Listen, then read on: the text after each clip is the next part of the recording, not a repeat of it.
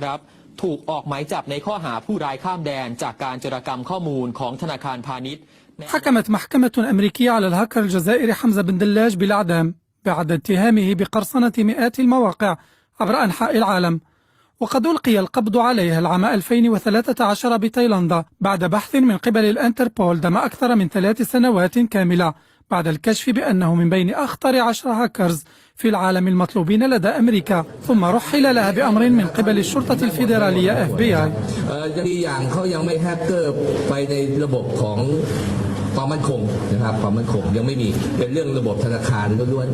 นๆนะครับอันนี้ก็เป็นสิ่งที่ทางอเมริกาต้องการตัวแล้วก็ได้ตัวมา وقرصن الشاب الجزائري حمزة بن دلاج لوحده 217 بنكا بواسطة القرصنة المعلوماتية، كما أخذ أكثر من 4 ملايير دولار منها ما يعادل ميزانيات دول فقيرة، ووزع أكثر من 280 مليون دولار على جمعيات خيرية وحدها بفلسطين، وساعد الكثير من الجمعيات في دول إفريقية، وسيطر على أكثر من 800 ألف موقع فرنسي وأغلقه بالكامل، وقرصن أيضا مواقع قنصليات أوروبية ووزع تأشيرات بالمجان لشباب الجزائر للسفر إليها.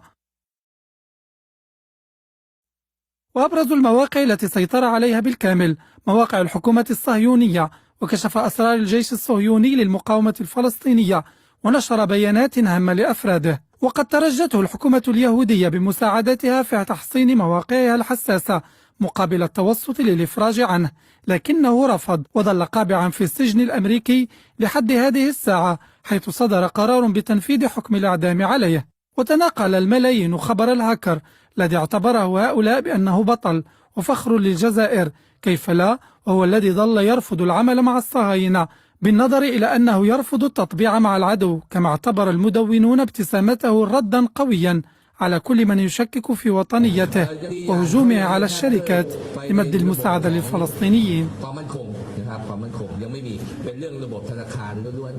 นๆนะครับอันนี้ก็เป็นสิ่งที่ทางอเมริกาต้องการตัวแล้วก็ได้ตัว